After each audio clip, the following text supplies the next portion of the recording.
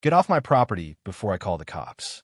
That's how it all started, voice sharp as broken glass. Slicing through an October morning that should have been peaceful, should have just been about toast, cut grass, and my daughter learning to ride her bike without training wheels. Instead, I'm standing there with a garden hose in my hand, blinking at a woman in a gray suit and a mean red clipboard, feeling like I'd wandered into someone else's story where the bad guy doesn't wear a mask. She wears heels and walks across your lawn like she owns it. Name's Holden Merrick, by the way. I restore old buildings for a living, fix things other folks have given up on. But that Saturday, staring down Karen Ashford and her matching pair of clipboard-carrying minions, I realized I was dealing with a foundation problem a lot nastier than rotten wood or termites. This was right of a different sort of the kind that hides behind bylaws, the kind that turns a friendly neighborhood into a war zone overnight. Now, if you've ever tangled with an HOA, or even heard stories, you'll get it. But if not, well, buckle up.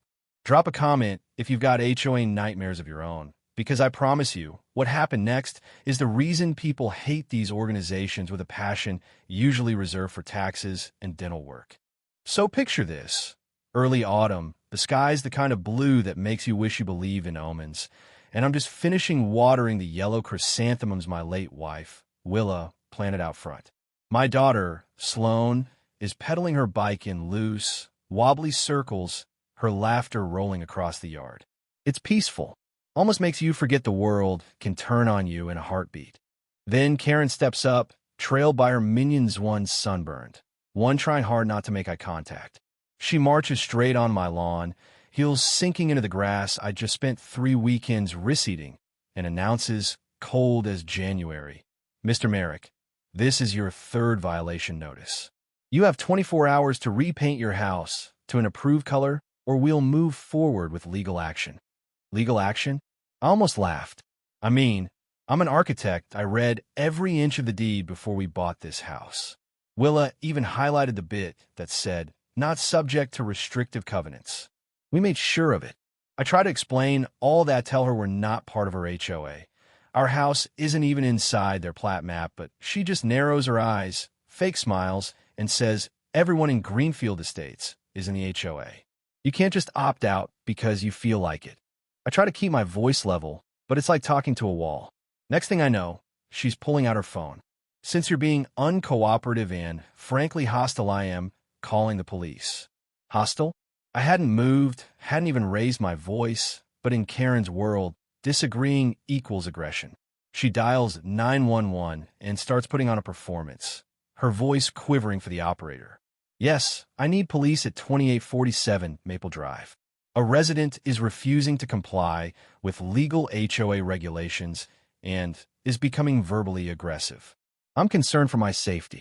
I hear Sloane's little voice, "Daddy," and something in me cracks. But before I can even comfort her, the cops show up. Officer Finch guy who did a bike safety talk at Sloane's school gets out looking like he's already regretting his life choices. Karen points at me, spinning a tale of threats and violations. Finch takes it all in, then asks me for ID, asks if I have any weapons on me. I'm standing there in shorts and a ratty old t-shirt, garden hose in hand, feeling like I'm on trial in my own front yard. They do their checks, file a report because a call was made, even though Finch can tell this is civil, not criminal, and Karen, triumphant, tapes a big red envelope to my front door. "Final warning," she says, loud enough for every curtain twitcher on the block to hear. Then she piles in her SUV and peels off, leaving my daughter looking at me like I failed to protect her from monsters I can't even explain. Inside, I make Sloane hot chocolate because that's what Willa would have done. Then I head for the basement, pull out the fireproof box where we keep every important paper title deed, plat map, survey, all of it. Sure enough, right there, in black and white. Property not subject to restrictive covenants recorded in plat map PM 195C. Our house isn't even in the same subdivision as the HOA. But buried under those documents, I find something I'd almost forgotten, an unopened envelope from a law firm, dated 3 weeks ago. I open it, and the bottom falls out of my world all over again. Turns out, Willa's great Aunt Iris Caldwell, a woman I met once at our wedding, left me controlling shares in Greenfield Management LLC. That's the company the HOA pays to run everything: finances, maintenance, enforcement. And according to the attached contract, the management company can fire the HOA if they act in bad faith. Not gonna lie, I laugh a little. All this time, Karen's been threatening me. And it turns out I'm technically her landlord's boss. Before I can even process that, my phone rings. It's Karen, sounding less shaky now, more like a Bond villain. Paint your house by Monday, or we're filing a lawsuit. Trust me, we win these cases. For the first time since Willa died, I feel something like Perpecia cold, steady focus that says enough. So I make some calls, one to the law firm, Hartman and Pettigrew, and another to a friend who does forensic accounting. Meanwhile, I start documenting everything. I take photos, scan documents, back up every file. The next morning, while I'm waiting for answers, I pull up county records, plat maps, everything I can find. The evidence is there, plain as day. The HOA's plat map stops at my neighbor's property. Mine sits just outside. Then, because something feels off, I look up Karen. Turns out, she used to be a real estate attorney. Lost her license for document tampering, ethical violations classic. Since then, she's been running this HOA like her own little fiefdom. Online reviews are a horror show. Fines for everything, threats of foreclosure, people moving away just to get some peace. It gets worse. The audit from the management company lands in my inbox, 140 pages of shady expenses. $340,000 over 4 years. Landscaping contracts to her brother, legal fees with no invoices, checks to shell companies with her initials. The audit says it's straight, pattern consistent with embezzlement. Recommend legal action. I'm not sure whether to be furious or just impressed by the sheer nerve. But now I know exactly what I'm dealing with. Karen isn't just a petty tyrant. She's a crook, plain and simple. And she's been using the HOA to bully, intimidate, and steal from her neighbors for years. Lorna Pettigrew, attorney, tells me to hang tight, document every contact, and get ready for the annual meeting in 2 weeks. That's when we'll go public. In the meantime, Karen doubles down. More citations, late-night visits from her brother inspecting my yard, a bogus call to the city about unpermitted construction. All of it goes into my evidence file, video, and time-stamped. I even meet with the treasurer of the HOA, nervous guy who's been steamrolled by Karen for years. He tells me about board members who've been punished for asking too many questions, surprise inspections, sudden fines. I give him the audit summary. He goes white as a sheet. This is everyone's dues to reserve fund. That's money for actual maintenance. The plan is simple. At the annual meeting, the treasurer will demand full financial disclosure.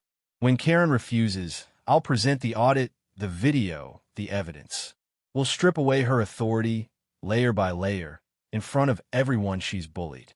That night, Sloan and I plant winter crocuses in the garden. She tells me they're brave. They come up even when it's still cold. I kiss her head and promise her I'll be brave, too. When the night of the meeting comes, the place is packed. Karen sits at the center table like a queen, flanked by her loyalists. The treasurer calls for detailed financials. Karen squirms, tries to dodge, but I stand up, projector ready, slides queued up. First, the plat maps mine outside the HOA, clear as daylight. Then, video of Karen taping citations to my mailbox at 2:30 in the morning.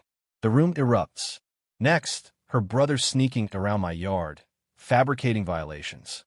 Then the audit summary, $340,000 gone, checks to her family, all of it right there in red ink.